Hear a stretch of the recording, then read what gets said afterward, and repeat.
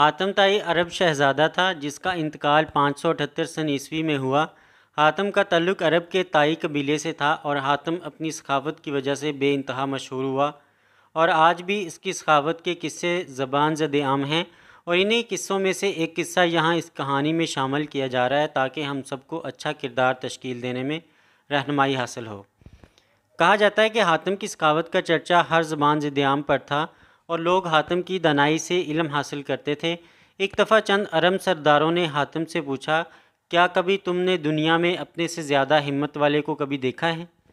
حاتم نے جواب دیا، ہاں، میں نے ایک دفعہ ارادہ کیا کہ عرب کے مالداروں اور غریبوں کو کھانے کی دعوت دوں۔ اس مقصد کے لیے میں نے 40 اونٹ قربان کیے اور ان کو پکانے کے لیے لکڑیاں اکٹھی کرنے خود جنگل چلا گیا۔ پھر حاتم بولا، میں نے جنگل میں ایک لکڑہارے کو دیکھا جو لکڑیاں اکٹھی کر کے انہیں اپنے گٹھے میں جمع کر رہا تھا۔ میں نے اس سے کہا، تم آج کے دن اتنی محنت کیوں کر رہے ہو؟ لکڑہارے نے جواب دیا، کیوں، آج کیا کوئی خاص دن ہے کہ محنت نہ کی جائے؟ حاتم بولا، آج شہر کے امیر آدمی حاتم طائی کے دسترخوان پر پورے شہر کی دعوت ہے اور ہر خاص و عام مدعو ہے۔ اس دعوت کے لیے حاتم نے 40 اونٹ قربان کیے ہیں جن سے آج بہت ہی مزے کے پکوان پکیں گے۔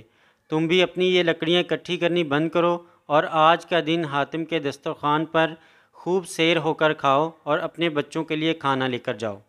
لکڑہارے نے حاتم کی بات سنی تو مسکرایا اور واپس اپنی لکڑیاں اکٹھی کرنے لگا اور بولا، میں محنت مزدوری کرتا ہوں اور اپنے ہاتھوں سے اپنی اور اپنے بچوں کی روزی کما سکتا ہوں، اور جس پر اللہ نے اتنا احسان کیا ہو کہ وہ اپنے ہاتھوں سے اپنی اور اپنے بچوں کی پرورش کر رہا ہو، اس سے بھلا حاتم کا احسان اٹھانے کی کیا ضرورت ہے؟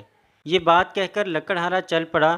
حاتم بولا، میں نے اسے پیچھے سے آواز دی اور کہا کہ بڑا غرور ہے تمہیں اپنی محنت پر۔ تب لکڑہارا پیچھے مڑا اور بولا، جن کے ہاتھوں پر محنت اور حلال کمائی کے چھالے پڑے ہوں وہ غرور نہیں کرتے، وہ بس فخر کرتے ہیں۔